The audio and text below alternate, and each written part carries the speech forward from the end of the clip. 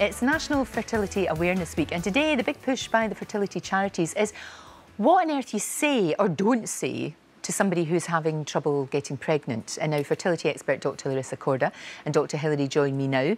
It's a really difficult one, this, isn't it? Because, you know when people get married and inevitably, I was just talking to Jake Quickenden yesterday who's got engaged, and I said, oh, when the time is right, you two will have beautiful babies. And then I sort of thought to myself, that's because you don't know. You never know what people are going through, don't you know? That's right. It's such a sensitive subject, really, really emotional, and quite often women who struggle to have children find it very difficult, first of all, to be open about it, to have a discussion about it. And second of all, they harbour a lot of guilt over it and are made to feel quite inadequate, especially by the media and some of the stuff that we see out there.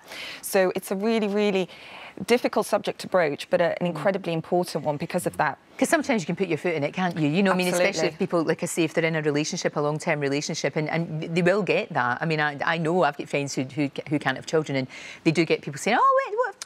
You're going to have kids, you better get a move on and all of that. And people don't mean to be crass, but they can be. Yeah.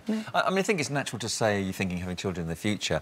And then if you do stumble across the fact that they've got a problem, and say, well, this is extremely common, I mean, do you want to talk about it? Yes, and give them the opportunity. Yes, and say, how does that make you feel, and how are you feeling about this? And sometimes I'll open up and say, I get very tearful, I get very down, it's affecting, me and my partner, and just say, well, of course it does, and I think be empathetic, sympathetic, and say, but some women wait a long, long time, and it happens. Just stay optimistic, do everything you can, and I think just be supportive and let them talk. Right, if they want, because it's better. It's obviously better to talk about it, but we're so bad sometimes at that, and we're all worried about we don't want to say the wrong thing, and we don't want to say, and we don't want to cause upset.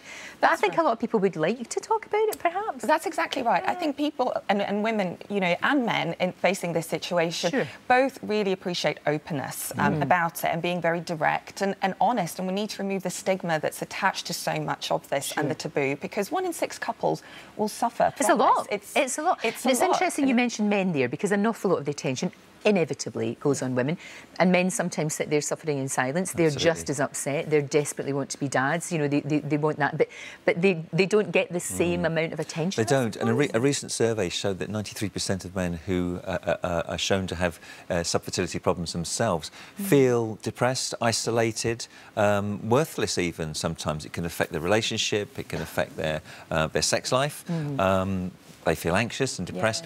So it's considered, as you're right, as a female issue, but it isn't. It's a male issue as well. And I think for those men, it threatens their masculinity in their own mind. It obviously doesn't biologically, but it does in their own mind.